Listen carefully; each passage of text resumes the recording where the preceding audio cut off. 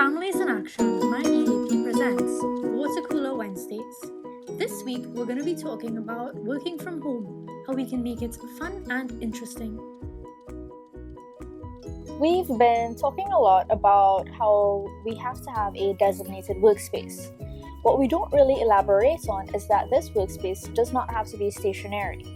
We recommend that you switch it up every now and then. This change of environment also helps you to figure out what spaces in your home aids in your productivity and what doesn't. As you experiment with the different spaces in your home, we also recommend keeping at least 2 spaces where your work does not enter at all, so that your brain can still have at least a few safe spaces to unwind after your hard day at the office. While at home you can have a bit more distractions than you would at the office, something we often overlook about working from home is that just like at the office, we can create rules that improves our productivity and our comfort.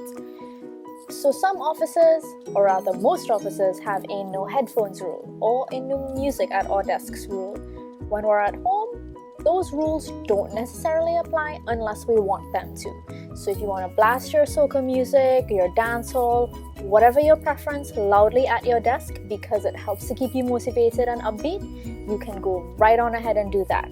Speaking of rewards, although it seems a little simple, using a basic reward system helps you to get things done, to feel fulfilled, and also to find purpose in your work. So your rewards can be a snack after finishing a huge chunk of work, or that you go get the laundry, or even that you're going to take a quick walk, you're going to see what the family is up to get your headspace out of work. If you come from a big office where there's a lot of banter or at least a lot of chatter in your office, working from home can be a challenge. You can miss that. So it's recommended that you not only stay in touch with your coworkers for those work-related updates, but you keep in contact for comedic relief. Whether it's using that work chat or even private chats with your coworkers who you're friends with, you need to keep the banter going over these various technological mediums. If you are not from a huge office, we still recommend staying in contact with other persons who are working from home, not just family members, but persons that you can even video call and have them there in the background, because it's also proven that by seeing other people work, we tend to also be highly motivated as well.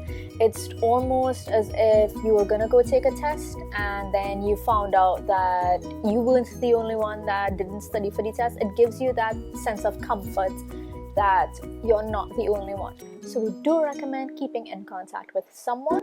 If it's not your coworkers, at least it's other persons who are also working from home, so you get that motivation and ability to check in on persons. They can even remind you of projects or emails that you said you were going to send out. So it also keeps you on your P's and Q's when it comes to completing your tasks and your work projects, which is very helpful. In the period of adjustment where you're getting used to working from home, you also have to get used to a different style of organization. If you are not the most organized person in the world like me, we recommend writing things down, creating lists, or even using the apps that are available on your respective app stores that can aid in organization and planning your day. It's also recommended, if you do write them down, to cross them out when you complete a task, as that aids in you feeling motivated and gives you a sense of purpose that you are being productive.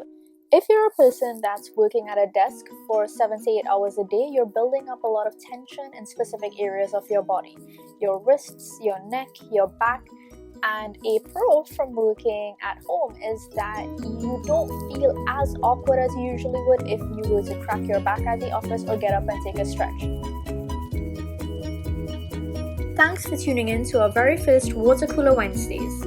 We look forward to seeing you next week, where we discuss some financial tips on how we can weather the storm of financial anxiety in light of COVID-19.